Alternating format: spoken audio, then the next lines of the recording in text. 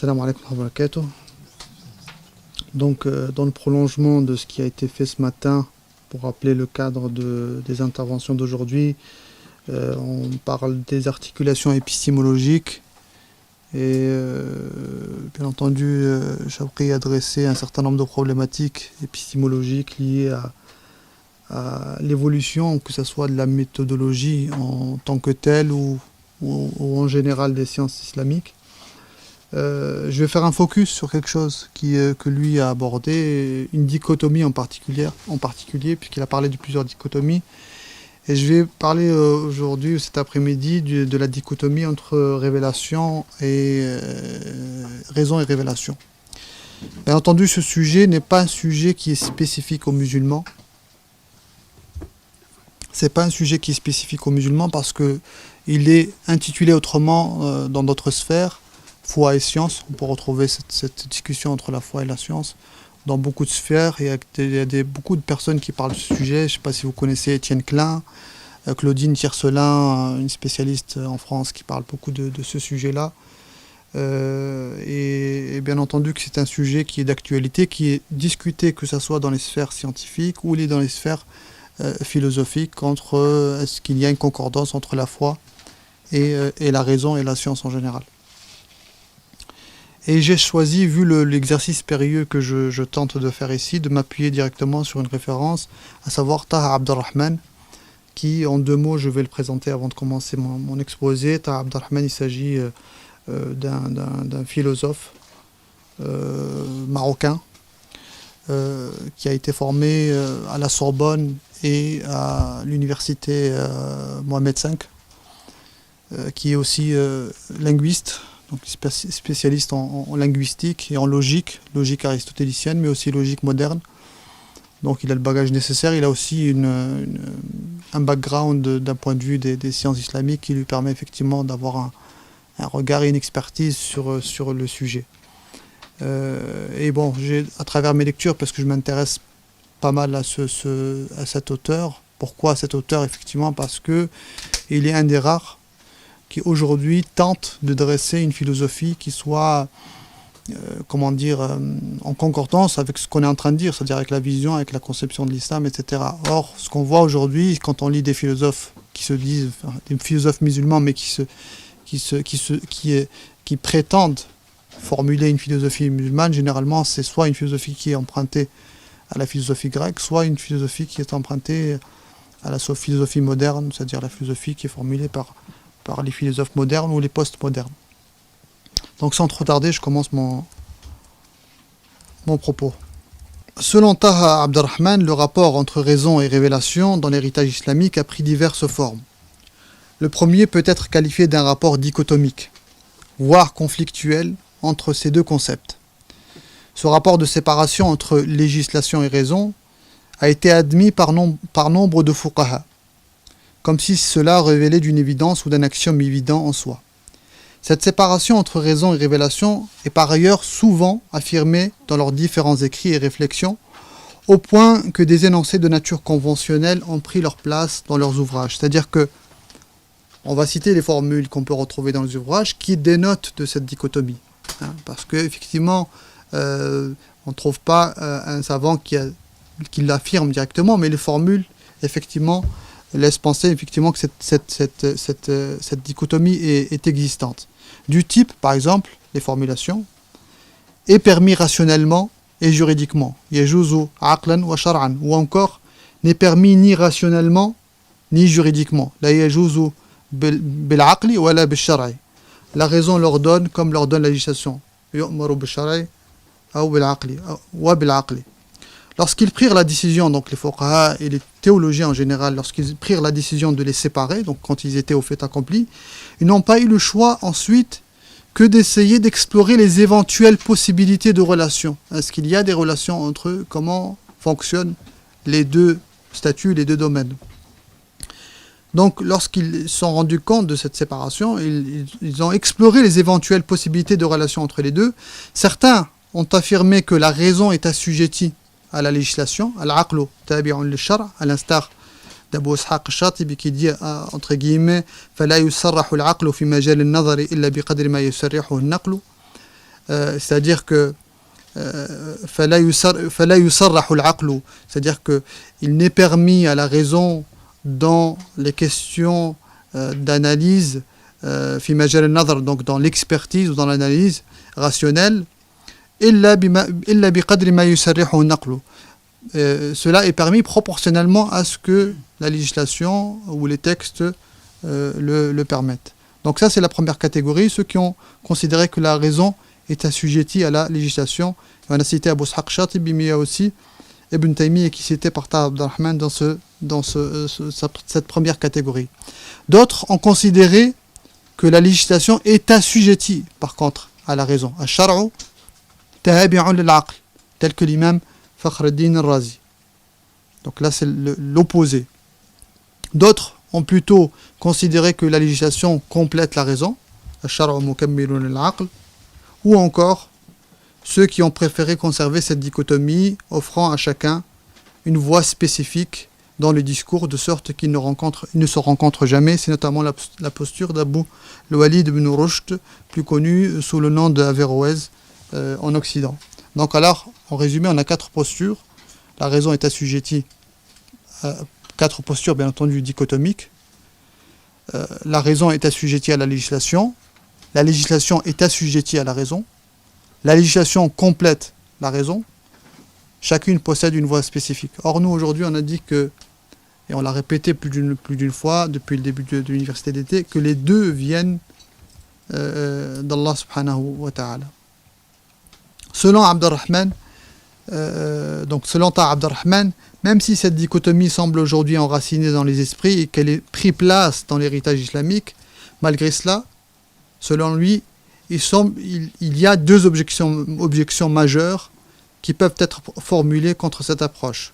La première objection consiste à dire que cette dichotomie nous est parvenue de l'héritage grec. Shawqi l'avait déjà dit auparavant. Donc, cette dichotomie nous est parvenue de l'héritage grec, et que son introduction dans la pensée musulmane fut au moment où les musulmans commencèrent à s'intéresser à certaines idées grecques que la théologie scolastique, donc les courants philosophiques qui existaient à ce moment-là, que ce soit au Chem ou en Irak ou en Perse, ont très tôt diffusé dans la communauté cette idée de dichotomie. Bien entendu, quand on revient à cette période-là, c'est une période d'effervescence, que ce soit au niveau théologique qu'au niveau philosophique.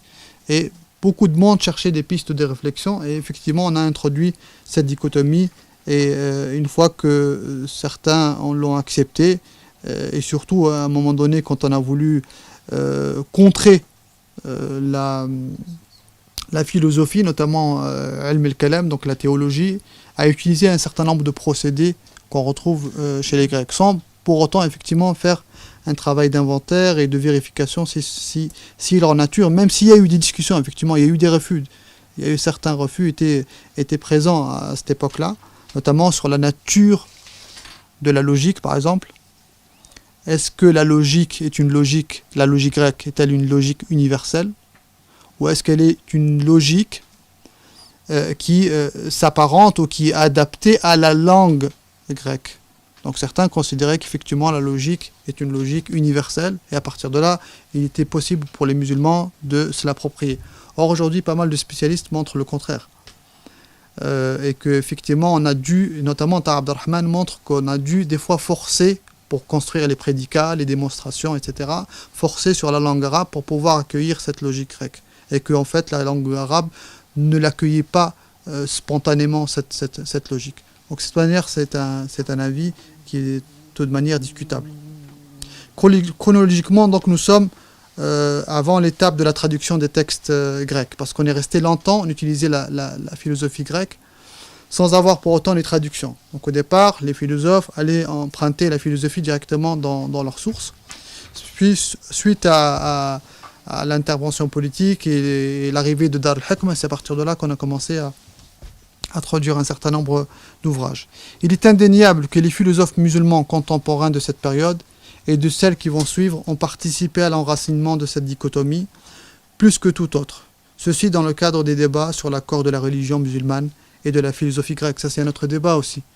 Est-ce que la philosophie grecque est une philosophie acceptable ou pas? Est-ce que la philosophie en général est acceptable ou pas? Donc ça, c'est des débats aussi qui ont d'une certaine manière infiltré et sont rentrés de plein pied dans la communauté musulmane. Cette séparation entre la raison et la révélation actée par les philosophes est la résultante de deux facteurs. Les philosophes arabes considéraient que d'une part, que tout ce qui est rapporté des Grecs est purement rationnel, c'est-à-dire une production de la raison, et que d'autre part, la législation n'est pas une production de la raison. Donc on retrouve aussi cette dichotomie formulée d'une autre manière. Donc ce qui nous arrive des Grecs est quelque chose qui est de l'ordre du rationnel, et pas forcément ce qui nous vient de la législation. On verra ce que ça veut dire que la législation n'est pas rationnelle. Il va l'expliquer tout à l'heure. Même si de prime abord, cette considération, d'ailleurs il va l'expliquer tout de suite, même si de prime abord, cette considération semble être juste, puisque la révélation n'est pas une prédiction de la raison, puisqu'elle vient de Dieu, elle n'est pas la production d'une raison humaine, c'est ça qu'ils veulent dire.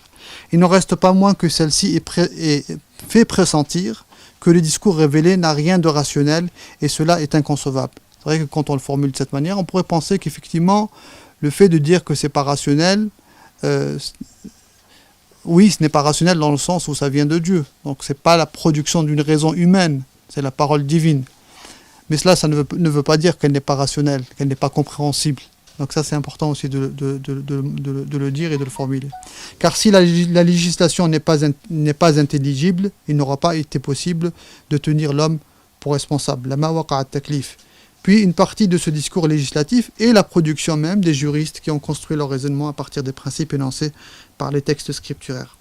Donc au-delà du texte révélé, il y a aussi toute une production qui a été faite par les humains. Et donc à partir de là, les humains ont extrait, en tout cas les musulmans ont extrait des principes à partir desquels ils ont bâti un certain nombre de règles, et on ne peut pas dire que tout cela n'est pas, en tout cas, qui ne peut pas être qualifié de rationnel. La seconde raison, donc on vient de citer la première raison, la seconde raison se situe dans le fait que les philosophes musulmans, ou plutôt les philosophes arabo-musulmans, étaient en connaissance de la séparation que faisait Platon entre le logos et le mythos. Donc ça, c'est un argument qui est aujourd'hui encore utilisé, notamment les modernes. Tous les modernes qui veulent attaquer le texte l'attaquent pas tous de cet angle-là, parce qu'ils ont plusieurs angles d'attaque, mais il fait partie de ces angles d'attaque utilisés par les modernes. Par les modernistes, pardon. Quand on parle des modernistes, c'est difficile de les catégoriser dans une seule catégorie, puisqu'il y a des nuances dans leur méthodologie, dans leur façon d'appréhender les choses. Mais pour citer des références, on pense à Mohamed Harkoun, on pense à Al-Jabri, même s'il est moins moderniste qu'eux, on pense à Nasr Hamed Abou Zaid, qui fait partie des grandes figures du modernisme, Abdelwahab Meddeb et d'autres. Donc qui sont, alors qu'on a le Sharfi, Abdelmajid Sharfi et d'autres. Donc si on veut faire une cartographie, on a d'un côté les traditionalistes, puisque depuis ce matin on a beaucoup parlé d'un champ, ou en tout cas d'une catégorie de savants qui est d'une certaine manière renfermée, qui ne souhaite pas que les portes des réflexions s'ouvrent, que des remises en question soient ouvertes. Mais de l'autre côté, on a des savants, bien entendu, aujourd'hui, qui sont musulmans. On ne peut pas leur retirer cela. Ils sont musulmans, ils se disent musulmans en tout cas. Pour beaucoup d'entre eux, si on fait un travail d'investigation, d'affiliation, beaucoup d'entre eux sont les élèves des anciens orientalistes, puisqu'aujourd'hui c'est eux qui ont pris la main. Les orientalistes, effectivement, à l'époque, les musulmans ne leur prêtaient pas trop attention, en tout cas le grand public ne pouvait pas écouter un orientaliste, ils voyaient en tout cas de mauvais œil de venir écouter le discours d'un orientaliste, parce que, bon, avec tout ce qu'on sait sur cela. Mais aujourd'hui, quand c'est un musulman, effectivement, qui se présente à vous et qui se dit, effectivement, docte au niveau de la théologie et des sciences islamiques, beaucoup d'entre nous et beaucoup de musulmans aujourd'hui vont dans ce discours et écoutent avec grande attention ce qui est dit, alors qu'effectivement, moi je pense, wallahu a'lam, que beaucoup de choses dans ce champ-là posent problème, comme on l'a dit pour les traditionalistes. Donc je trouve qu'ils sont deux extrêmes. Certains, alors du côté des modernistes, pensent qu'il faut tout remettre en question, remettre en question toute la tradition, voire même les textes, pour beaucoup d'entre eux. Les textes sont remis en question. Et de l'autre côté, bien, on a cette caste de savants qui, effectivement, ne veut rien remettre en question. Donc on a deux opposés. Alors, l'argument qu'on retrouve chez Platon, c'est la distinction, en fait, entre le logos et le mythos. Donc, j'explique ce que c'est que le logos et ce que c'est que le mythos.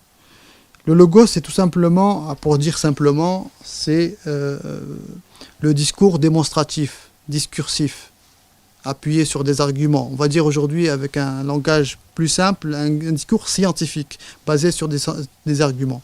Le mythos, c'est tout le contraire. Le mythos, c'est la poésie, c'est le khataba, c'est le discours rhétorique, etc., etc. Donc, Platon faisait déjà cette distinction. Donc le logos, c'est une raison organisatrice, explicatrice de l'univers que le philosophe fonde et dont le discours vise l'élite intellectuelle. Alors que le mythos, lui, il utilise la muse, la poésie et l'émotionnel. Les philosophes arabes musulmans ont à leur tour entériné cette séparation. Ils entérineront également la séparation faite cette fois-ci par Aristote. Donc on a une première séparation entre ce qu'on appelle le logos et le mythos, et on a une autre séparation faite aussi par Aristote. Donc, et la séparation d'Aristote, ou la catégorisation d'Aristote, c'est la séparation entre le discours rhétorique et le discours démonstratif. Ça ressemble assez à ce que dit Platon, mais avec d'autres concepts. Donc il est fort probable que les philosophes musulmans se sont référés à ces deux dichotomies pour déterminer la relation entre la raison et la législation. En témoigne leur considération que les textes scripturaires sont une somme d'images et d'allégories permettant à la masse la compréhension des visées de la religion. Je m'explique. Alors ça, c'est très choquant quand on lit, par exemple, Ibn Sina ou Al-Farabi, Avicenne ou Al-Farabi, ou d'autres philosophes musulmans qui, effectivement, considèrent, par exemple, parmi les questions qui ont fait débat, c'est qui est supérieur, le philosophe ou le prophète. Alors, oui, c'est des débats qui ont eu en tout cas chez les philosophes musulmans, et beaucoup d'entre eux ont acté que le philosophe est supérieur au prophète. Il y a ça, d'une part, qui montre s'ils ont acté cela, c'est par rapport à cette séparation de discours, parce que pour eux, le prophète ou le religieux utilise un discours qui est de l'ordre du mythos. Hein. Ça ne veut pas dire que ça ne dit pas la vérité, en tout cas pour les philosophes musulmans. On verra que pour les autres, ce n'est pas le cas. Mais ça veut dire que de l'ordre du discours, le discours du philosophe est un discours d'ordre démonstratif, discursif, qui parle à l'élite, alors que le discours religieux parle à la masse. On a d'autres éléments qui le prouvent. Sur certaines questions, on va voir qu'il y a eu des divergences entre les théologiens et les philosophes, notamment par exemple sur Mas'alat Ba'ath al-Ajsam. Est-ce que les corps seront ressuscités le jour du jugement dernier ou pas? On va voir que beaucoup de philosophes ont dit oui, les corps ne seront pas ressuscités, parce que Platon dit la même chose. Hein.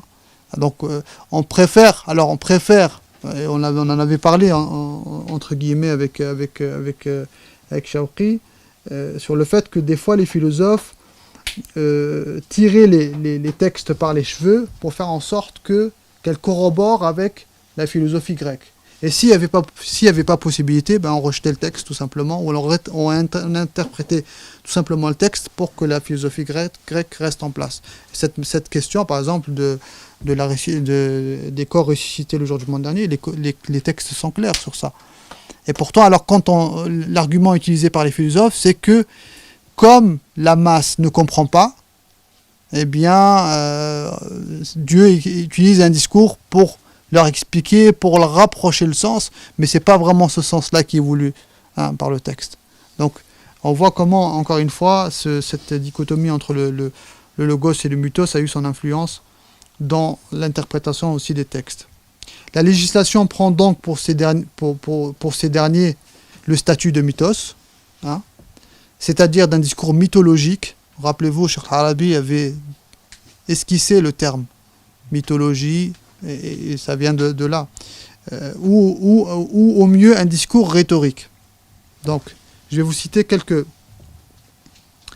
quelques citations pour voir comment, effectivement, le regard qu'ont surtout les modernistes aujourd'hui du texte. Harkoun, qu'est-ce qu'il nous dit? Il nous dit le discours prophétique.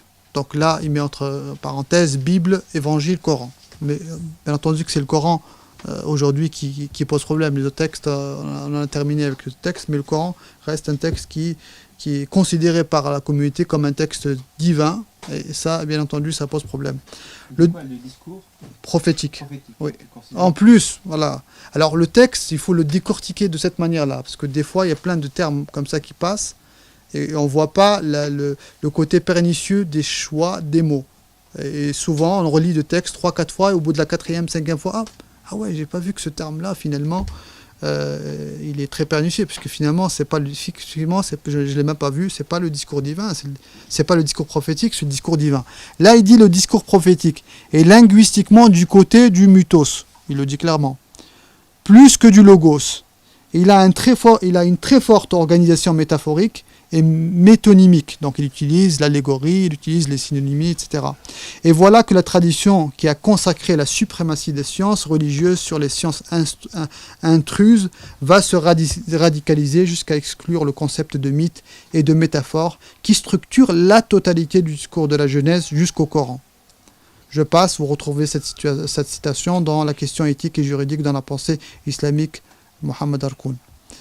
Youssef Siddiq, aussi une des figures du modernisme, nous dit « Jusqu'au plus petit détail, nous mesurons à quel point la prose coranique du récit a eu recours à cette technique de la légende populaire. » La légende, alors, le terme est choisi, c'est pas un terme anodin. De la légende populaire brisée et recomposée selon le bon vouloir métaphorique de celui-là seul qui doit gérer le Coran. Nous n'avons jamais lu le Coran, donc ça c'est le titre du livre, Youssef Siddiq. Et je termine par une citation de Souad Ayada. Donc vous avez vu que les noms, ce sont des noms de personnes musulmanes. Donc nous, on ne remet pas en question leur islamité, pas du tout, on n'est pas des juges, ça. Mais le propos est vraiment très très problématique. Alors elle dit, comme le mythe platonicien, donc on revient au mythe platonicien, le tamthil coranique, donc le tamthil, il s'agit ici des allégories, des exemples, des métaphores utilisées par le Coran. Le tamthil coranique est un texte fuyant qui échappe à la maîtrise discursive. Donc la maîtrise discursive, c'est le discours discursif, c'est le discours démonstratif, c'est le discours qui est compréhensible, c'est le discours rationnel. Donc on revient à dire que le texte n'est pas rationnel. Il porte une puissance d'évocation. Donc, on se méfie aussi des éloges. Vous allez voir que les éloges sont très pernicieuses aussi. Il porte une puissance d'évocation qui est en fait un réservoir inépuisable de sens. Donc, je me suis arrêté sur cette expression-là et je me suis dit qu'est-ce que ça veut dire. Et ça m'a renvoyé, peut-être que je me trompe, mais ça m'a renvoyé vers une autre doctrine, celle en linguistique de la mort de l'auteur. Alors, cette doctrine-là en linguistique, c'est le fait de considérer qu'au jour d'aujourd'hui, on ne lit pas un texte avec l'idée de chercher à savoir quelles étaient les intentions de l'auteur, mais chaque lecteur peut dégager l'essence qu'il veut du texte.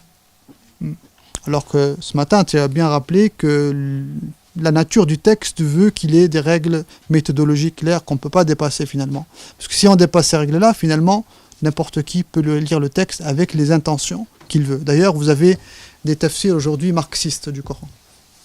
Vous avez des lectures marxistes, vous avez des lectures féministes du Coran, vous avez des lectures de tout genre du Coran. Donc effectivement, aujourd'hui on va nous dire de quel droit vous pouvez empêcher vous les autres de lire autrement le Coran. On ne pourra pas empêcher les autres, mais on rappelle qu'il y a effectivement des règles et des choses, si on veut en tout cas être rigoureux scientifiquement, de rappeler ces choses-là. Donc elle dit, telle une caisse de résonance, il suscite des échos. Dont la mise en forme est impossible, dont les effets sont inaccessibles à l'exposé rationnel. Vous revenez au livre L'Islam des théophanies, une religion à l'épreuve de l'art. Je m'arrête là sur les citations. Abderrahman nous disait donc que ce discours se construit sur des postulats invalides. Premier postulat. Donc, il fonde la séparation entre la raison et la législation sur la séparation entre, d'une part, le mythos et le logos, et d'autre part, sur la séparation entre le discours rhétorique et le discours dialectique. je viens de le dire. Discours dialectique, c'est le discours discursif. En tant que mode d'argumentation. Donc voilà la principale dichotomie qu'on veut placer au niveau du texte. Ce premier postulat circonscrit les voies de la raison à une seule, celle des Grecs, et ceci est absurde, affirme Taha Abderrahman. Affirmer que le discours qui n'emprunte pas la voie grecque est un discours qualifié de chimérique est problématique. Autrement dit, si le discours ne respecte pas les règles du discours démonstratif, vous savez ce que c'est que le discours démonstratif? Un exemple, la principale caractéristique du discours démonstratif, c'est le syllogisme. Donc une prémisse majeure, une prémisse mineure et une conclusion. L'exemple tout bête qu'on retrouve dans tous les livres de logique, c'est tout homme est mortel. Ça, c'est la majeure. Socrate est un homme. Ça, c'est la mineure. Et la conclusion, donc Socrate est mortel. Donc, si le texte ne se base pas sur ce genre de démonstration, il y a d'autres, bien entendu, il y a d'autres formes de démonstration, et bien effectivement, pour eux, ce texte-là n'est pas acceptable, ou en tout cas, il ne peut pas être considéré comme un texte scientifique ou un texte rationnel. Autrement dit, si le discours ne respecte pas les règles du discours démonstratif grec, celui-ci ne peut être qu'un discours imaginaire, mythologique, légendaire, ce que vous voulez. Cela n'est pas forcément juste pour Abderrahman, car en réalité, il se peut que ce discours soit produit par un autre mode de connaissance qui est supérieur. Et je rappelle, entre autres, qu'il existe d'autres ordres cognitifs et que par exemple, Bergson a défendu l'idée de l'intuition, par exemple. Mais c'est pas la seule. C'est pas le seul mode pour parvenir à la connaissance. Donc il y a ces modes-là, et il y a d'autres modes. Et ce matin, ou je ne sais pas quand, Shawqi parlait de Ayt Nour, où il parle de la rencontre des deux lumières. Et effectivement, le côté du cœur, le côté de l'âme, c'est quelque chose qui n'est pas du tout accepté comme mode de cognition, effectivement. Et c'est de ça qu'il parle ici, Taha Abderrahman, ou en tout cas fait allusion à Taha Abderrahman. Deuxième postulat, affirme ou statue que les tamthilat et les tashbihat, donc les allégories et les métaphores, dans les textes révélés, présentent des significations approximatives, et que si ce texte était selon le mode du logos, donc le mode de la démonstration, il aurait produit des notions intelligibles et claires. Ceci, pour Abderrahman, est également infondé, car il est tout à fait plausible que le sens qui sous-tend ces tamthilat soit des notions intelligibles d'un autre genre que celui des Grecs, voire plus élevé que celui-ci. Moi, j'ai beaucoup médité sur ça, et en tout cas, j'ai toujours eu des problèmes quand je voulais discuter avec mes professeurs à la fac, ou avec des personnes qui ne sont pas forcément de la communauté, ou en tout cas des gens, en tout cas là, je ne parle pas des croyants, des gens qui sont non-croyants. Parce qu'effectivement, pour eux, tout ce qui relève de la foi n'est pas scientifique. Et on nous demande, alors si vous lisez par exemple un des étudiants d'Arkoun, Benzine. Dans un de ses ouvrages, il dit qu'il faut être capable de critiquer le texte.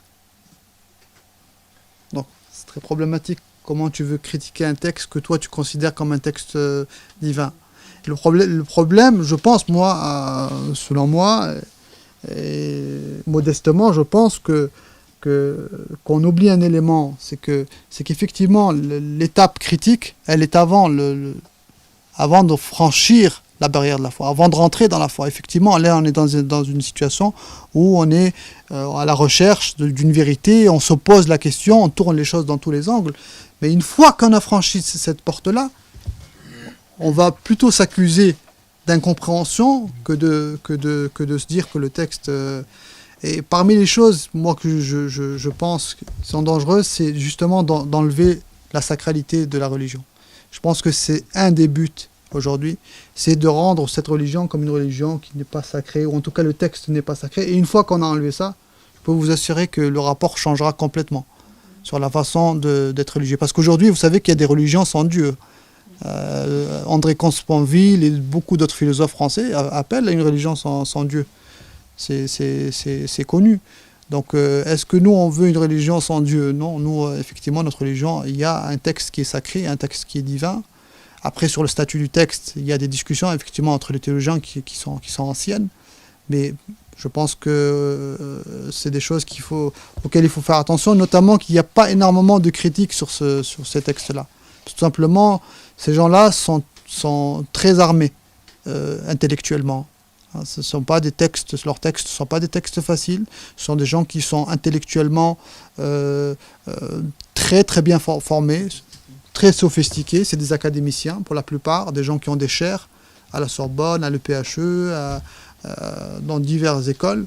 Et effectivement, il faut être aussi armé philosophiquement et au niveau des sciences humaines, avoir beaucoup de bagages pour pouvoir effectivement lire ce type de texte. Je continue donc.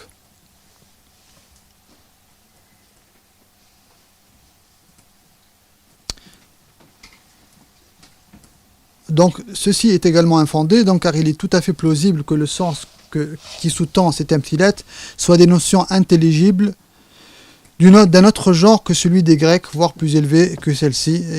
Et chacun d'entre nous, je crois, même nos parents, même des gens qui n'ont pas du savoir, qui n'ont jamais étudié de philosophie, qui n'ont jamais rien étudié, lorsqu'ils ouvrent le texte et qu'ils le lisent, ils en tirent un bénéfice, ils en tirent une connaissance, à leur niveau bien entendu, mais cela veut dire que le texte procède d'une autre manière. Il n'utilise pas les mêmes canaux. Il peut franchir et rentrer dans le cœur directement. C'est un autre moyen d'arriver à la connaissance aussi. Donc de surcroît, il est plus plausible que ces notions ne soient intelligibles que par le mode de la métaphore, voir si celles-ci sont évoquées au sens propre. Elles dévieraient du sens voulu par le législateur. Effectivement, quand Dieu parle de lui-même ou qu'il parle du paradis, il nous rapproche des sens. Et s'il utilisait les sens propres, peut-être que ça dévierait même du sens voulu par le législateur. Voilà pour la première objection que formule Taha Abderrahman, à savoir que la dichotomie entre révélation et raison est la résultante de la philosophie grecque et que nous avons hérité par l'intermédiaire des philosophies dites islamiques.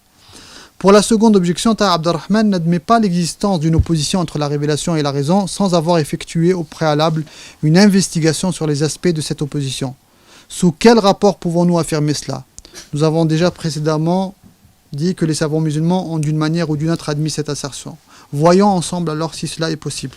S'il y a une opposition entre la révélation et la raison, cela ne peut être que sous trois rapports. Primo, la source originelle. Deuxio, le contenu sémantique. Et tertio, le mode d'exposition. C'est les trois rapports que cite Taha Abderrahman. On commence par le premier. Quant à l'opposition entre la révélation et la raison sous le rapport de la source originelle. Donc on fait une distinction entre la raison et la révélation sous le rapport de la source originelle. On considère que ce sont deux sources différentes. Eh bien,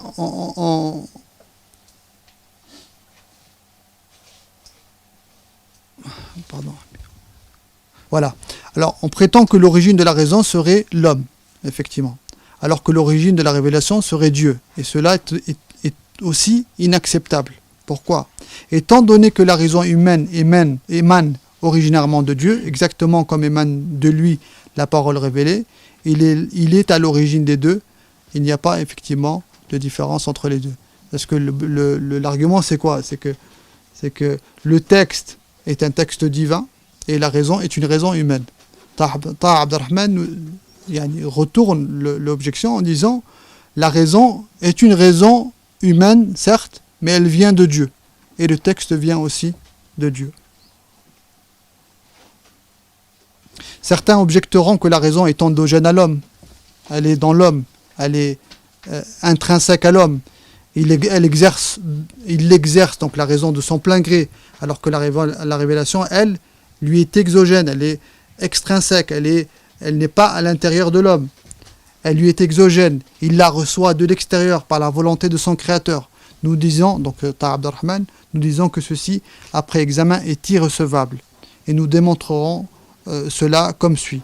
Pourquoi la raison ne serait-elle pas une révélation disposée dans l'homme intérieurement et que la révélation serait une raison donnée à l'homme de l'extérieur? Et il s'appuie sur une citation de Raghb al-Asfahani, qui est peut-être celle de Razali, on ne sait pas vraiment. Et qu'est-ce que dit cette citation ? Je la cite en arabe d'abord. اعلم أن العقل لن يهتدي إلا بالشرع والشرع لا يتبين إلا بالعقل فالعقل كالأس والشرع كالبناء ولن يغني أس ما لم يكن بناء ولن يثبت بناء ما لم يكن أس وأيضا فالعقل كالبصر والشرع كالشعاع ولن يغني البصر ما لم يكن شعاع من خارج ولن يغني شعاع ما لم يكن بصر وأيضا فالشرع عقل من خارج والعقل شرع من داخل وهما متعاضدان بل متحدان. Et il dit, Abdelrahman Korrag Blasfani, je vais traduire. Il dit, il est sans doute le premier à avoir fait le lien entre la raison et la législation, d'une part, et l'exogénéité et l'endogénéité de l'homme, d'autre part. Donc il a réussi à résoudre ce type de rapport. Je vous donne la traduction maintenant de Ragb. Sache que la raison sans législation ne peut être guidée. La raison sans législation ne peut être guidée. Et la législation sans la raison ne peut être éclaircie. Car la raison est semblable à une fondation, une base, et la législation a une construction. Ainsi, une fondation sans construction est vaine, et une construction ne peut se dresser sans fondation. Donc, il en fait une seule unité. Aussi, la raison est semblable à la vue, et la législation à la lumière. Et une lumière sans vue est vaine. La législation est donc une raison exogène et la raison est une révélation endogène. Les deux sont unis et s'étayant mutuellement. Nous voyons donc que l'opposition entre raison et révélation sous le rapport de l'origine est absolument invalide. Passons maintenant à la seconde opposition présumée, c'est-à-dire celle entre la raison et la législation sous le rapport du contenu sémantique, c'est-à-dire le contenu et comment est écrit le texte. Celle-ci suppose que le contenu sémantique produit par la raison possède un caractère purement humain, alors que le contenu sémantique produit par la révélation est purement divin. Comment un propos divin peut être compris par un humain? C'est pas possible. Certainement, le divin, par son excellence et sa perfection, a un langage qui ne peut pas être compris par un humain. Cette assertion est tout autant erronée. En effet, l'être adamique est potentiellement capable de comprendre le contenu sémantique divin de la même manière qu'il est capable de comprendre le contenu sémantique humain. Car en définitive, la révélation est envoyée à l'homme pour la comprendre. Celui-ci est doté, entre autres, d'une raison pour y parvenir. Parce qu'effectivement, on a dit, quand on a présenté la conception de l'homme et la fitra, que Dieu avait déjà doté l'être adamique de tout ce qu'il lui faut comme compétence et comme capacité pour pouvoir recevoir cette révélation plus tard. Donc ça rentre dans le projet divin. D'aucuns diront que la vérité contenue dans les textes religieux sont inaccessibles en raison de son caractère supérieur transcendant. Nous disons alors que ceci, après examen, est irrecevable. Ne serait-il pas possible d'imaginer que la raison humaine soit, effectivement, parce que c'est pas faux, mais c'est pernicieux comme propos. Parce qu'on dit tous que la parole divine, aucun homme ne peut la contenir, la comprendre dans sa perfection. Mais qu'en fait, la compréhension du texte se fait génération après génération. Même si cette parole est complexe dans le sens où elle contient une profondeur au niveau du sens et des enseignements qu'un seul homme ne pourrait pas, comme n'importe quel texte, je voudrais prendre un texte connu, si quelqu'un met 20 ans ou 30 ans ou 40 ans, il aura fait le tour du texte, il aura appris, il aura saisi tous les sens que l'auteur visait. Alors que pour le texte coranique, il y a des générations et des générations. Les livres que vous voyez autour de vous sont des commentaires du texte. Et on n'a jamais fini de commenter le texte. Ça parce que le texte est tellement riche, contient tellement d'enseignements, qu'aucune génération ne peut prétendre en avoir fini avec le texte. Mais ça ne veut pas dire qu'effectivement qu'il n'est pas accessible. Il est accessible de cette manière-là. Et c'est ce que va expliquer Taha Abdelrahman. Nous disons alors que ceci, après examen, a été recevable, ne serait-il pas possible d'imaginer que la raison humaine soit dans une interminable évolution cyclique, de sorte que celle-ci découvre dans chaque cycle davantage de vérité. Lorsque celle-ci parvient au plus haut niveau de sa plénitude, elle parvient alors à découvrir ce qui lui paraissait incompréhensible. Et nous-mêmes, on lit le texte, et ça fait des années qu'on lit le texte, et on passe par des versets qu'on lit, et dont le sens nous échappe. Et un jour, alors, par différentes voies, tu disais tout à l'heure la méditation. Des fois, c'est la simple méditation comme ça, hein, par intuition. Des fois, tu arrives à trouver un sens, tu te dis, subhanallah, ce sens-là, il me semble que c'est le bon sens, sans jamais être bien entendu catégorique. Des fois, ça peut être l'érudition à travers quelqu'un, la lecture. Il y a énormément de voies qui peuvent des fois t'ouvrir une compréhension. Donc, c'est ce qu'est en train de dire ici Taha Abdelrahman. Nous pouvons par ailleurs tirer leçon des vérités religieuses qui n'étaient pas saisies au moment de la révélation, mais aujourd'hui comprises, suite à l'évolution de la connaissance humaine. Et pourquoi ne serait-il pas possible qu'il existe une disparité entre les raisons humaines? Je crois que Mohammed disait ça aussi tout à l'heure, que les raisons ne sont pas au même niveau de compréhension. C'est bien qu'une personne découvre par la raison certaines vérités religieuses que l'autre ne peut être en mesure de découvrir, ou encore qu'il découvre autre chose que celle-ci.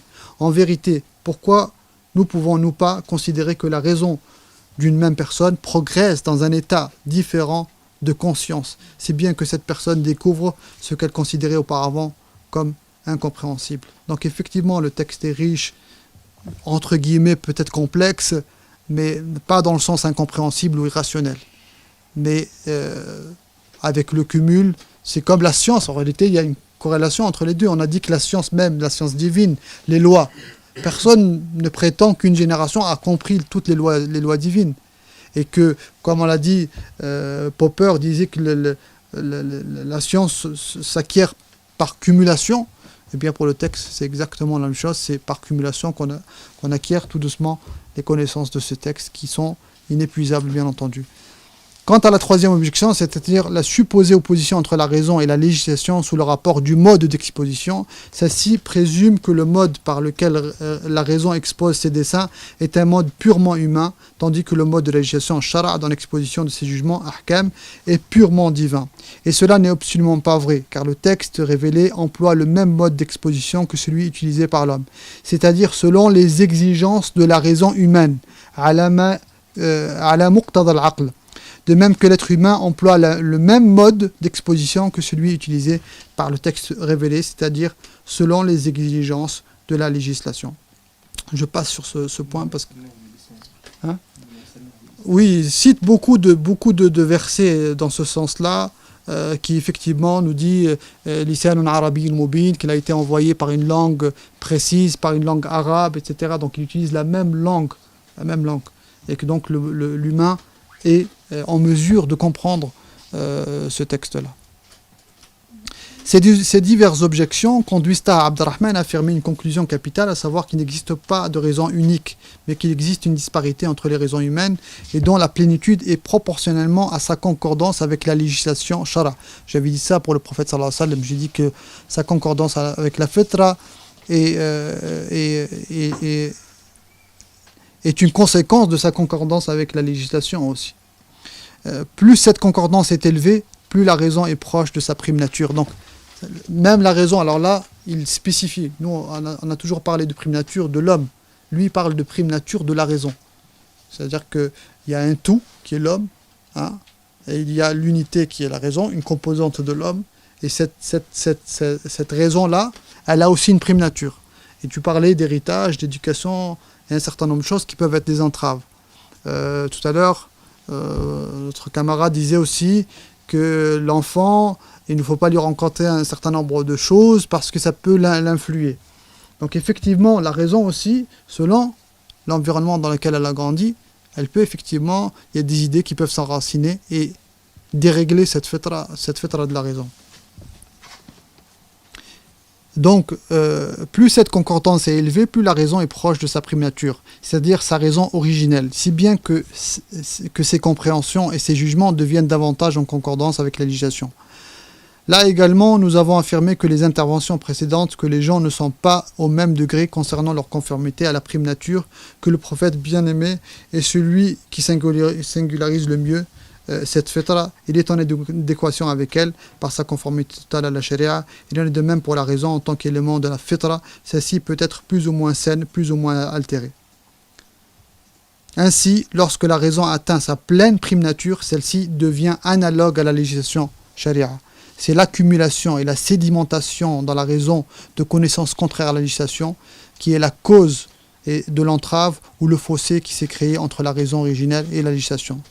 Si bien que des fois, alors vous allez voir, vous allez discuter avec des gens, ils ont tellement de fausses idées, d'entraves de ce genre-là, qu'il n'y a même pas possibilité de discuter avec eux, en fait. Vous avez beau utiliser le bon sens sur des choses, et pour eux, Et alors, ça ne veut pas dire, des fois, vous allez discuter avec des gens qui sont mieux armés que vous, intellectuellement, plus riches que vous, au niveau de l'expression, au niveau de l'argumentation, et vous n'avez pas forcément l'habitude d'avoir des débats, et pourtant, la fitra est avec vous, et lui, il va utiliser l'argumentaire, etc., etc. Ou plutôt, alors, et pour donner un exemple, les sophistes du temps de Socrate étaient des gens qui avaient une rhétorique incroyable, si bien que les gens les suivaient. Et Socrate, bien entendu, s'est armé et a mobilisé toute sa philosophie pour leur répondre.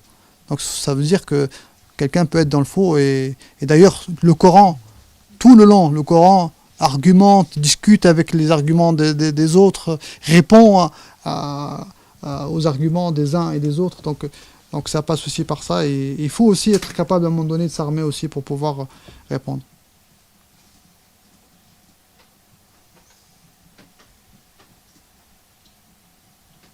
Alors, selon Abdurrahman, si nous nous référons à l'effort spirituel, donc une purification intellectuelle et morale, c'est ça qu'il veut dire par l'effort spirituel, en tant que critérium, donc en tant que critère pour fixer une échelle des degrés de la raison, donc il a établi une échelle, après on peut être d'accord ou pas avec cette échelle-là, mais il a établi une échelle des degrés de la raison. Il dit, nous obtenons 3 niveaux de raison. Le premier, il l'appelle l'aql al-mujarrad, donc on peut traduire par la raison abstraite. C'est quoi cette raison abstraite? Il s'agit de la raison complètement dissociée de la législation, shara. C'est une raison qui n'a subi aucune influence de la législation. Donc, entre guillemets, il ne s'agit pas de la raison instrumentale kantienne. Tout simplement, c'est une raison qui n'a jamais eu de contact avec la législation et qui, par un certain nombre d'idées, a cumulé des entraves par rapport à la fitra de la raison. Donc c'est un premier niveau qu'il appelle l'aql al-mujarrad, la raison abstraite. Donc c'est une raison qui est complètement déconnectée de la législation.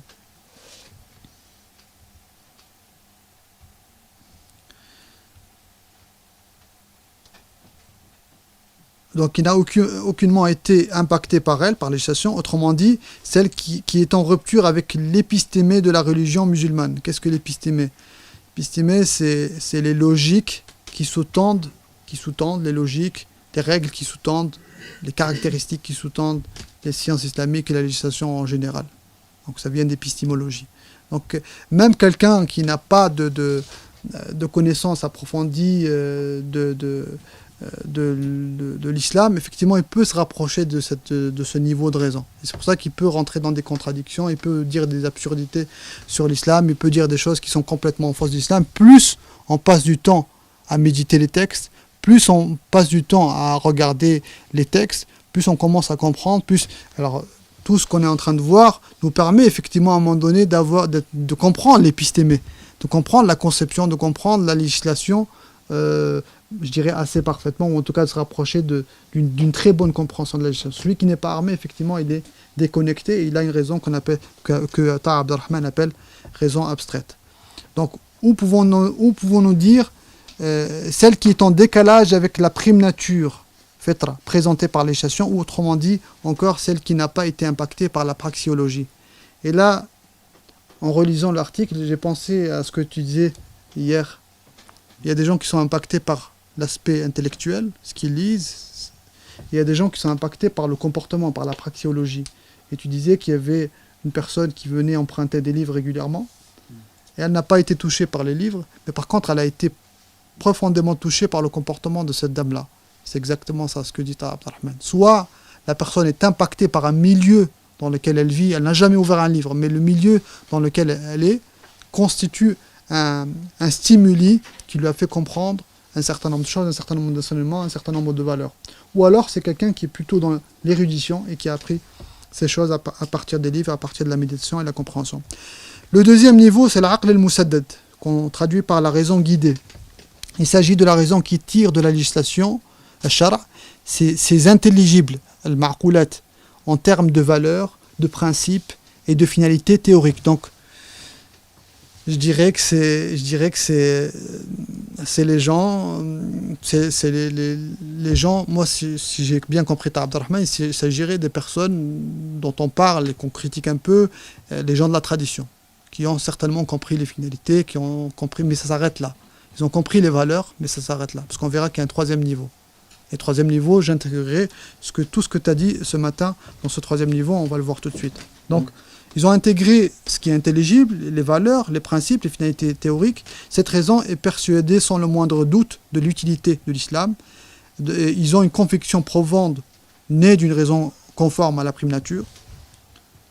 Et ça, c'est le deuxième niveau. Le troisième niveau, c'est l'aql al-mu'ayyid, la raison soutenue. En plus du fait que cette raison tire la législation de la législation, c'est intelligible en termes de finalité et de principe, elle tire également de cette même législation les instruments de mise en pratique et d'objectivisation dans le réel. L'objectivisation, qu'est-ce qu'on veut dire par objectivisation? C'est tout simplement partir d'un principe abstrait et l'objectiviser dans le réel. Donc des fois c'est facile, quand il s'agit des moyens donnés par la législation elle-même, il n'y a pas de problème, mais quand il n'y en a pas, comme il a été dit à plusieurs reprises, quand il n'y en a pas, il faut avoir un regard holistique, une compréhension globale de la législation et une perspicacité, une connaissance bien entendu. Alors moi j'ai utilisé un autre terme, quand tu parlais ce matin, je pensais à, après je ne sais pas si c'est une bonne appellation ou pas, mais dans un certain de mes écrits, j'appelais ça le micro-législatif. Je sais que tu n'es pas chaud avec le terme législatif, micro et macro législative, et que le rapport qu'a eu Omar al-Khattab, notamment avec l'idée de réunir ou de compiler le texte du Coran, puisqu'il n'y a aucun texte qui le permettait. Il y a eu toute une discussion avec Abu Bakr Siddiq, et Abu Bakr Siddiq disait non, et lui il réfléchissait selon un ordre micro-législatif. Et Omar al-Khattab disait mais si, c'est un bien, mais sans pouvoir lui donner un argument clair, un texte clair.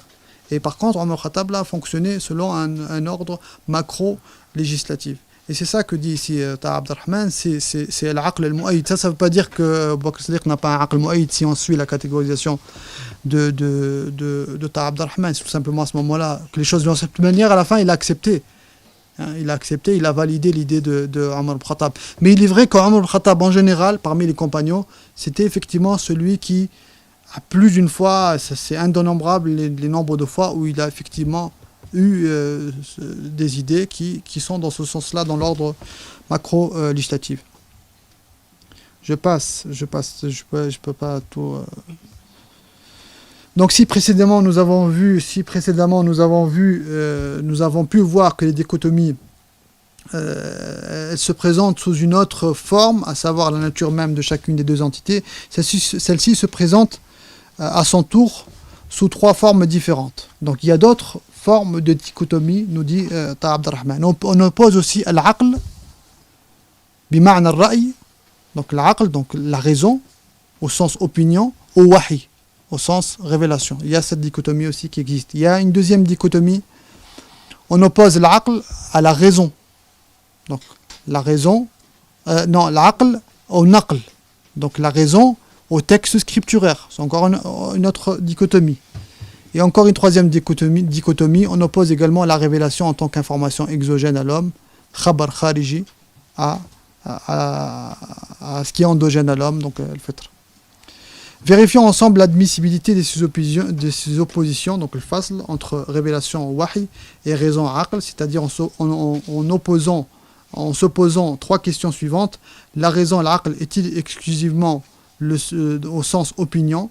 La révélation wahi est-elle seulement un texte scripturaire? Et enfin, est-ce que la révélation peut être caractérisée comme étant seulement exogène à l'homme?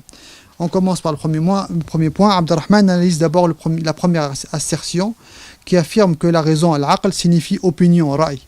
Premièrement, selon lui, il est indéniable qu'il existe un lien étroit entre raison et opinion, puisqu'il s'agit globalement d'un jugement inféré. Un jugement inféré, c'est simplement partir d'un principe et en déduire une conclusion. Pour la raison, puisqu'il s'agit globalement d'un jugement inféré pour la raison, à partir d'une somme de considérations particulières. À ce titre, l'opinion n'est non pas l'action mentale, mais l'une des résultantes de l'activité cognitive qui traverse toutes les fonctions gnosiques, de sorte que chacune de ces fonctions soit impactée par l'activité cognitive proportionnellement à son implication dans ce processus. Donc quand on dit ra'i, et quand on regarde bien, c'est quoi ra'i? Ra'i, c'est pas l'avis écrit, hein. Et c'est pas ra'i, on dit ra'i, c'est la raison. C'est comme ça qu'on définit. Alors là, ça c'est spécialement chez les théologiens. Ra'i, c'est la raison, c'est la rationalité. Non, la ra'i, c'est la conclusion. Et le raisonnement, c'est une opération mentale. Donc on n'a pas à assimiler ra'i à le fait de réfléchir, le fait de raisonner. C'est ça que ici dit Taha Abdurrahman. Venons-en à la deuxième assertion qui assimile la révélation wahi à une nature purement scripturaire. Abdurrahman affirme que le terme wahi possède deux principales significations, une générale et une autre spécifique. Quant au sens général, il s'agit d'une inspiration, ilham, ou d'un savoir projeté dans le cœur. Cela concerne également les créatures. Allah subhanahu wa ta'ala nous parle dans le Coran Karim de l'inspiration faite aux abeilles, par exemple, aux anges aussi, dans plusieurs versets. Et l'exemple que j'ai retenu ici, c'est wa awhayna ila ummi Musa. Donc, même s'il y a une divergence sur cette question-là, est-ce que la mère de Moïse est prophète, c'est comme ça qu'on dit? Il y a une divergence. Prophétesse, oui. Mais généralement, tous les savants considèrent que ce n'est pas le cas. Et pourtant, le Coran dit que elle a reçu, en tout cas, une inspiration divine. Et le verset dit et à la mère de Moïse, nous avons révélé ceci. Allaite-le, et quand tu craindras pour lui, jette-le dans le fleuve. Il existe donc un lien fort entre la révélation wahi et le cœur, al-qalb. Et ce point est capital. En effet, plus nous sommes en mesure d'établir une relation entre la raison, l'aql et le cœur, donc connectés, plus il y a une connexion entre l'aql et le cœur, mieux nous sommes en mesure de fortifier notre rapport à la révélation, al-wahy. Celle-ci ayant un rapport très étroit avec le cœur. A contrario, la négligence du rôle du cœur affaiblit fortement ce lien. Il semble à ce titre que la relation entre la révélation wahy et le cœur qalb constitue le plus important processus cognitif au point qu'il soit impossible d'appréhender la révélation sans le cœur. Il ne peut pas y avoir de révélation sans le cœur. Ça c'est très important de le signaler parce que il nous montre qu'en islam on est en train de proposer un autre ordre cognitif que celui qu'on peut voir ailleurs. Et si ici c'est le cas, donc Abdurrahman dit, et si c'est le cas, la révélation wahy d'un point de vue de la cognition constituerait la forme d'intellection la plus aboutie, le principal processus mental. D'ailleurs, on retrouve un certain nombre de versets où il est dit, par exemple, wattaqullah wa yu'allimukumullah. Donc c'est un verset quand même qui interpelle. Et craignez Dieu, et Dieu vous enseigne.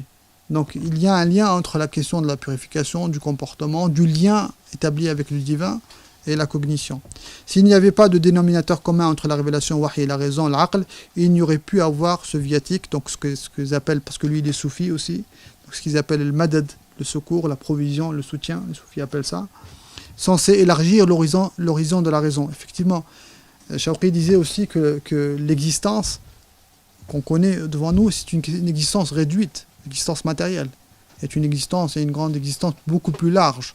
Et celle-ci, effectivement, on ne peut pas l'atteindre avec la cognition qu'on connaît, c'est-à-dire la connaissance empirique des choses, sans effectivement passer par ces moyens-là, c'est-à-dire le texte, la relation avec Allah subhanahu wa ta'ala et autres. S'il n'y avait pas de dénominateur commun, donc autre chose sur ça, sur le lien généalogique entre le cœur et la révélation. On s'est posé la question de l'âme, où est-ce qu'elle se trouve.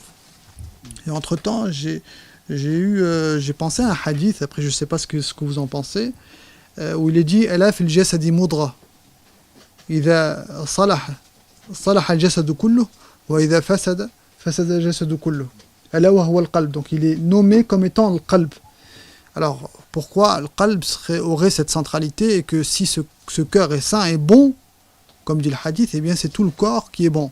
Ça montre quelque part que quand même il semble qu'il est le réceptacle de la foi, et qu'il est le commandeur des organes, et qui effectivement, comme le dit ici, le principal représente le principal processus de cognition. Quant au sens spécifique de la révélation, donc on a dit là le sens général de la révélation, l'ilham. Maintenant le sens spécifique de la révélation, à savoir le sens conventionnel du terme, c'est-à-dire la parole de Dieu exalté soit-il révélée à un de ses messagers. Les versets coraniques confirment que cette parole se révèle dans le cœur. Parce qu'on pourrait se dire comment se révèle cela, et se révèle dans le cœur. وإنه لتنزيل رب العالمين نزل به الروح الأمين على قلبك لتكون من المنذرين. La traduction, ce Coran-ci, c'est le Seigneur de l'univers qui l'a fait descendre, et l'Esprit fidèle est descendu avec sur ton cœur, pour que tu sois du nombre des avertisseurs, en langue arabe très claire. Donc là, on évoque le réceptacle, le lieu dans lequel vient se loger la révélation. On évoque la révélation, mais on évoque aussi la langue. Donc, ça permet de répondre aux objections qui ont été dites auparavant. Attendu que le discours divin, comme nous l'avons mentionné précédemment, se révèle dans le cœur, et qu'il est le siège de l'intellection, ce discours ne peut être qu'intelligible. Il est même le plus intelligible des discours. Il élève l'intellection à son plus haut niveau. C'est d'ailleurs pour cette raison que le prophète était le plus sage des hommes. Son enseignement était nécessairement une invitation au raisonnement et à l'accomplissement de la raison, notamment par la purification des cœurs, pour qu'ils puissent appréhender les choses de manière conforme à la législation, autrement dit, pour qu'ils puissent atteindre la clairvoyance. Et on le sait, par expérience, ça c'est des choses expérimentées, qu'on expérimente tous. Des fois on est dans l'érudition, mais on est loin de Dieu. On peut être dans l'érudition, de l'ilm, etc., mais loin de Dieu. Et on voit qu'on patauge, et qu'on a même des doutes, et qu'on commence à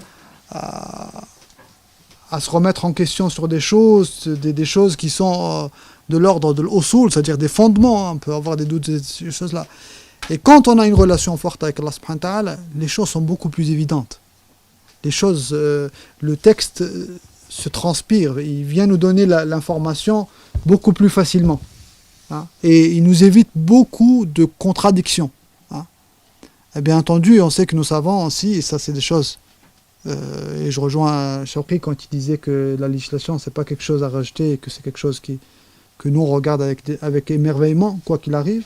C'est par exemple la vie de certains de nos savants, et comment elle était. Il faut juste lire la vie d'Ibn Taymi, et comment était ce monsieur par exemple, comment était Mel, et pourquoi finalement. Alors ça, en épistémologie, c'est très important, même si les autres n'accordent aucune importance à cela. Nous, épistémologiquement, c'est très important. Quand on sait que, par exemple, l'imam Malik venait dans ses assemblées et qu'il ne prenait la parole, en tout cas pour rapporter les textes prophétiques, qu'après avoir fait l'oudou, bien entendu, on pourrait dire que c'est exagéré. Mais c'est peut-être ça aussi qui lui a valu une connaissance plus profonde que les autres. Donc, ça rentre, je pense, dans la question de l'apprentissage et de la connaissance en islam. Voyons maintenant la troisième supposée opposition, celle entre l'aql, la raison, et naql, texte scripturaire. Dichotomie qui a touché de plein fouet, selon Taha Abdurrahman, la communauté musulmane. Elle constitue l'un des principaux points d'achoppement, donc problématique, dans notre épistémologie. La révélation wahi est-elle un texte scripturaire? Taha Abdurrahman confirme qu'en effet, il existe une synonymie entre le terme wahi et naql. Le second est un nom verbal masdar qui signifie le transfert. Donc naql voudrait dire transfert. Mais utilisé conventionnellement dans le sens de données transférées. Donc le sens de naql, c'est le transfert. Mais il est utilisé en arabe dans le sens de données transférées.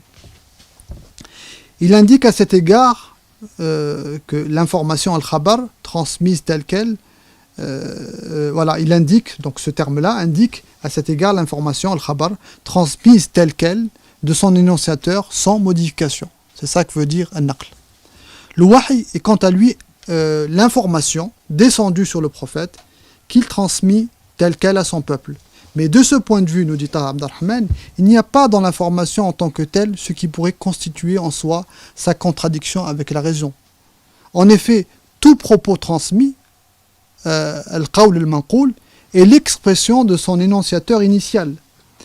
Cette expression use de la raison tout autant que la parole non transmise, puisque le transfert naql n'est en définitive que l'action de prononcer les propos de l'énonciateur en vue de les transférer à autrui. Donc, en réalité, c'est la même chose. Comme pour la révélation, quand on fait la dichotomie entre révélation et raison, en réalité, c'est la même chose. Là aussi, entre naql et le wahy, c'est la dichotomie. Alors, c'est quoi la dichotomie?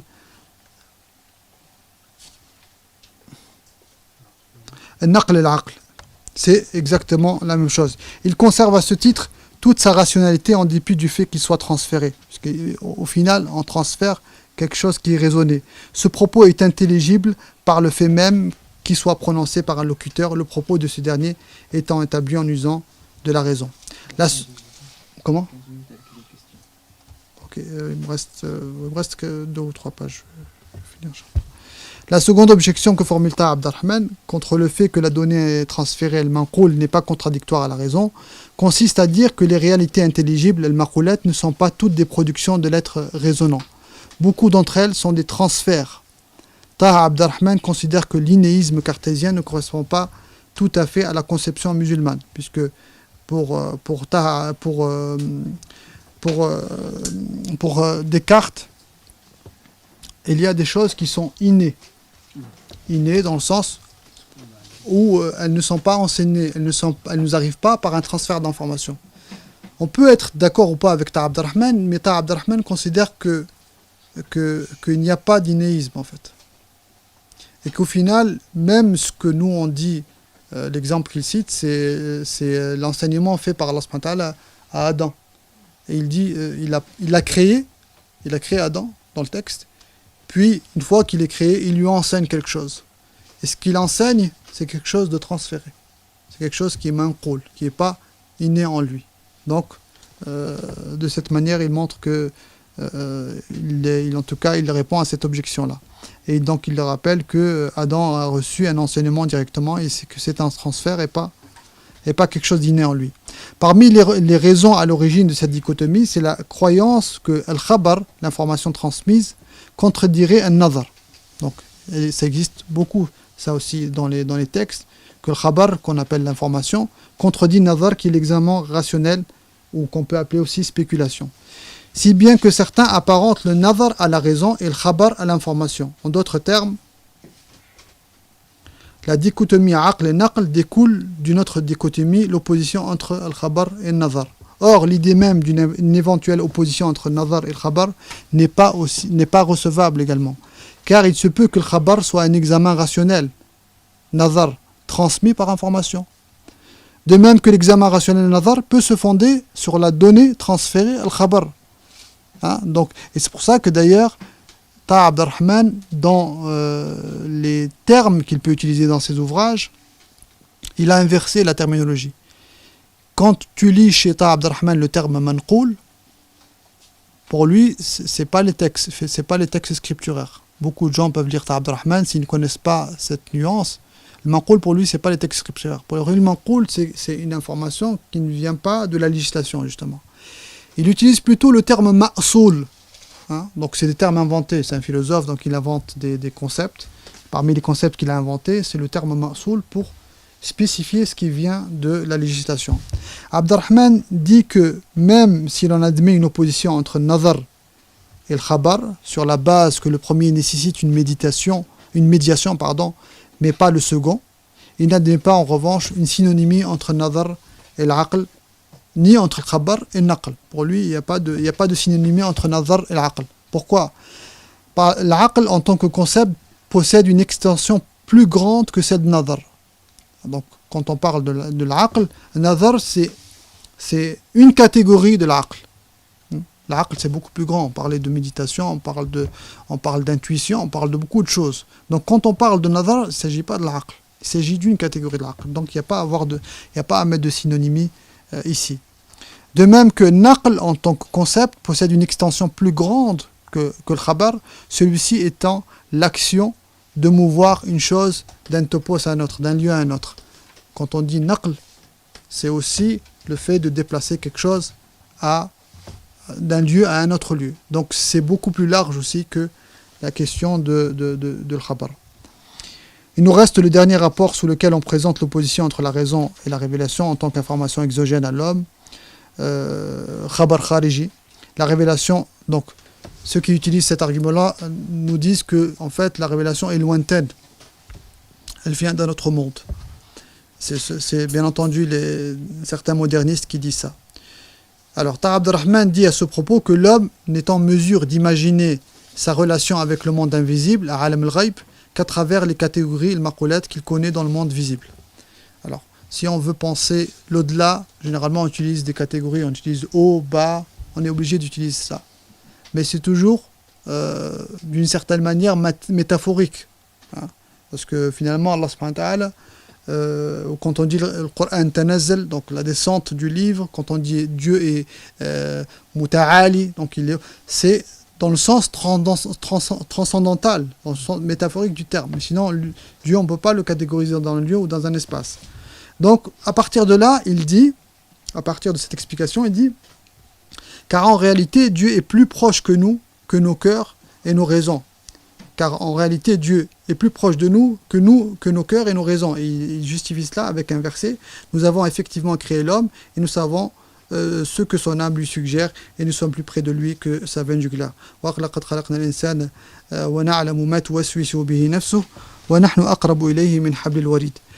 Car Dieu le Très-Haut est le réel médiateur entre nous et nos âmes. Le Coran rappelle cela. Ô vous qui croyez, répondez à Allah et aux messagers lorsqu'ils vous appellent à ceux qui vous vivifient, et sachez qu'Allah s'interpose entre l'homme et son cœur. Ya ayyuhalladhina amanu istajibu lillahi wa lirrasuli idha da'akum lima yuhyikum wa'lamu anna Allah yahulu bayna al-mar'i wa qalbihi. Donc encore cette question de proximité, on nous dit que c'est loin, en réalité Dieu est très très proche, et si on utilise des catégories comme haut, bas, etc., c'est juste métaphorique. Et à ce titre, nous disons que la révélation wahy est qualifiée d'extérieure.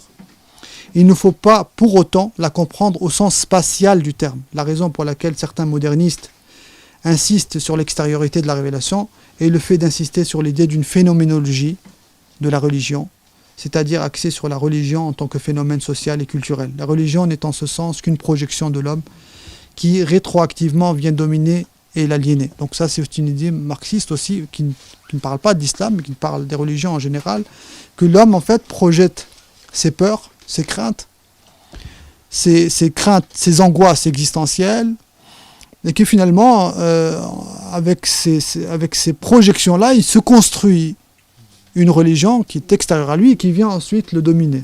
D'autres expliquent que la religion et les textes s'imposent à l'homme par son caractère dogmatique en le privant de toute possibilité de raisonner par lui-même et de surcroît de mener sa vie comme il l'entend.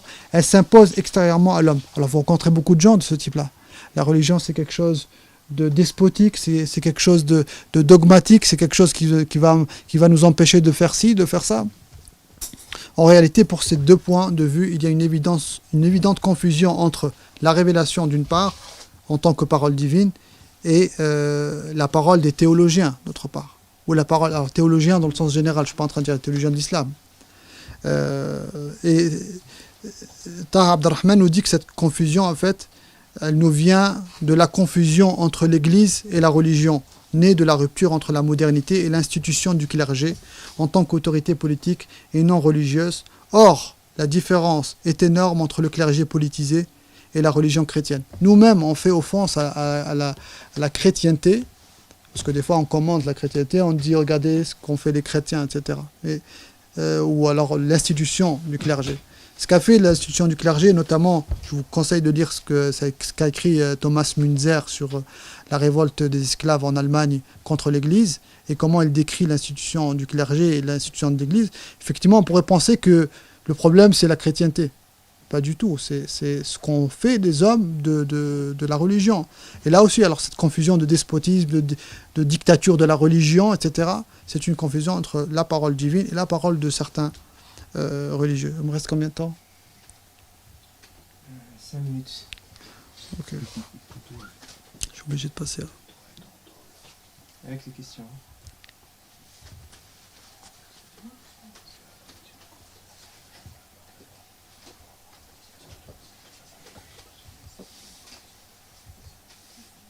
Je suis obligé de lasser des choses. Je vais voir ce qu'il y a d'essentiel.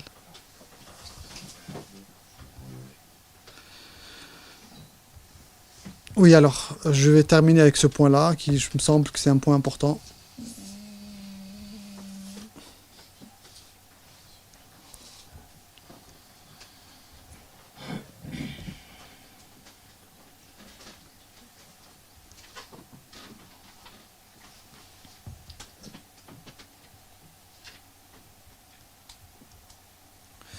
Donc, nous avons évoqué en début d'exposé que selon le modèle de Ta Abdelrahman, la séparation entre religion et raison a pris diverses formes. Nous avons déjà abordé deux.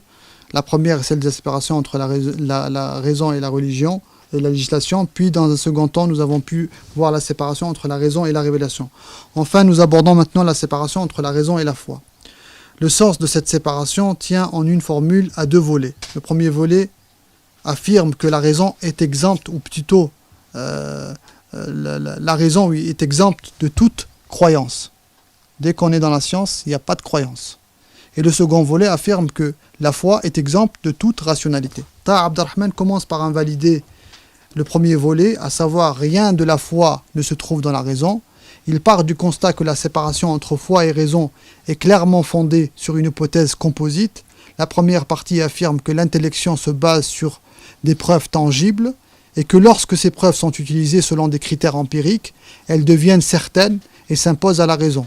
La seconde partie stipule quant à elle que la foi est dépourvue de preuves et cette absence de preuves conduit à un suivisme et la religion ne peut à ce titre s'imposer qu'aux croyants. Ta Abdelrahman refute cette hypothèse dans ces deux volets. Il dit, premièrement, pour invalider le premier volet, à savoir que rien de la foi ne se trouve dans la raison, il fait quoi? Il démontre qu'il existe des vérités scientifiques indémontrables. Donc je ne vais pas faire l'exposé, il revient, alors peut-être que tu connais peut-être certainement ça mieux que moi, le théorème de Gödel, je crois, c'est ça. Et alors qu'est-ce que dit le théorème pour y revenir très rapidement? Tout système logique est nécessairement incomplet.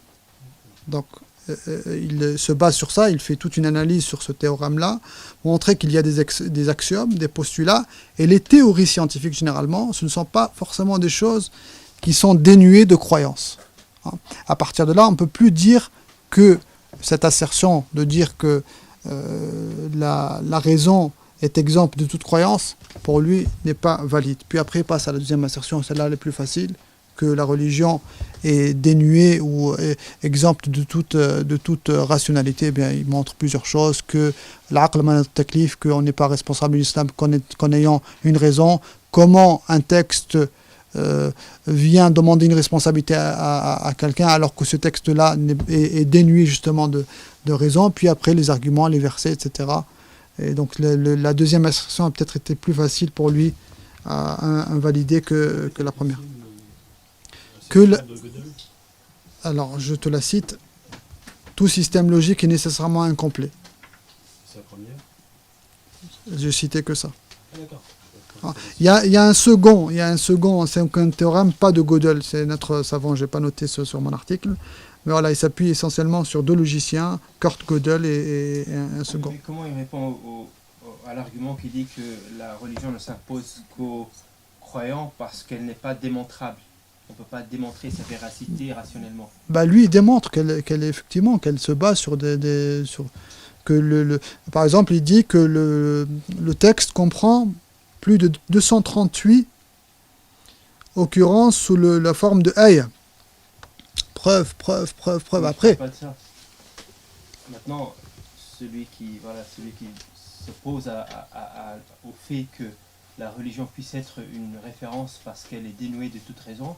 Il y a d'ailleurs des gens maintenant comme Hopkins et tous ses élèves, etc., qui développent des théories et qui catégorisent un nombre de connaissances parmi ce qu'ils appellent les pseudosciences, dans la psychologie, la psychanalyse et la religion. Parce que c'est des choses qui ne peuvent pas être, qui ne correspondent pas justement aux sciences qui peuvent être Catégoriques, empiriques, tangibles. Voilà. Et donc, parce que c'est pas démontrable, on peut pas le démontrer. Mais ça ne vexe pas les psychologues d'être classés comme sous-sciences. Par rapport, justement, déjà, Hopkins, il ne dit plus rien parce qu'il est décédé. Il est décédé 2 semaines après avoir prédit que ça allait être la fin du monde. Apparemment, il n'avait pas prédit la fin de sa vie. En fait, justement, c'est ce que dit Théorème de Gödel. Gödel, ce qu'il est arrivé à dire, c'est que tu prends n'importe quelle théorie scientifique, tu auras toujours besoin d'axiomes. Donc tu auras toujours besoin de quelque chose de métaphysique. Tu dois accepter à un moment donné de supposer un truc que tu ne sauras jamais démontrer. C'est forcément comme ça. Par exemple, l'arithmétique, c'est de la science. Et à la base, quelqu'un a décidé, bon, on va dire que 1 plus 1 égale 2. Et à partir de là, il a construit toute l'arithmétique. C'est ça. Et tu es obligé, ce que dit Gödel, c'est qu'il a démontré que tu es obligé d'avoir une base indémontrable. Quel que soit le point de départ que tu prends. C'est un théorème de mathématicien qui a posé beaucoup de problèmes, enfin je veux dire, mais il est là. Il démontre en fait qu'on a besoin de quelque chose que nous ici on appelle la métaphysique. C'est quelque chose qu'on ne saura jamais démontrer. Quelle que soit la direction que tu prends, tu as toujours des actions. En philosophie, c'est pareil, le postulat, c'est la même chose. C'est ça. Et en fait, ce que lui démontre, mais c'est pas une science dure. Là, il te parle de science dure. C'est qu'à partir de science dure, il démontre qu'il y a besoin nécessairement de ces postulats ou de ces actions. Alors, il y a besoin de quelque chose qu'on ne maîtrise pas. parmi les... Descartes, tout à l'heure, c'est pareil. Là, on est entré dans le temps imparti pour les... Ouais. Lui, il parle du postulat d'Euclide. Par un point extérieur, à une droite, D, il ne peut passer qu'une droite parallèle à la droite D. Il dit que, bien entendu, que ce postulat est indémontrable. À partir duquel on a bâti un... On le suppose. On le suppose, exactement. On demande à tous On le les suppose. scientifiques qui sont autour de la table, vous êtes d'accord, ça vous dérange pas de commencer par là? Ok. Et là, les 30 années plus tard, il découle des... On fait découler la théorie de ce postulat de base. D'ailleurs, on peut faire toute une autre branche de mathématiques à partir d'autres postulats, ou dans lesquels des droites parallèles surpassent. Géométrie projective. Et on arrive à avoir un autre raisonnement, mais c'est deux mathématiques, deux branches de maths différentes qui partent sur des actions différentes. La géométrie aussi a été enrichie. Un jour, il y a des gars qui ont dit et si on disait que la courbe la plus courte, le chemin le plus court entre 2 points n'est pas la droite. D'accord, entre 2 points, le chemin le plus court, c'est une droite. Une droite, oui. Ils ont dit, et si on dit que le chemin le plus court entre 2 points, c'est pas une droite?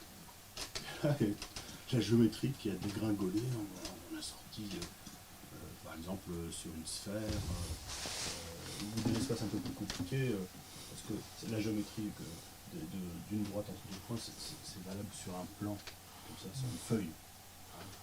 Mais si la feuille, elle est carface, Ouais. les Algériens seulement connaissent carface, 3C. On a compris. Le chemin le plus court entre 2 points, c'est forcément la droite. J'avais, c'est Ouais, quand t'as fini, ouais, je fais. juste quelques remarques.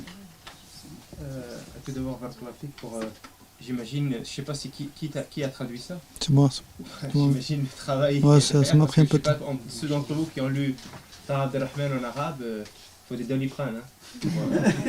Donc, traduire ça en français, bah, voilà, déjà, c'est en soi un travail remarquable.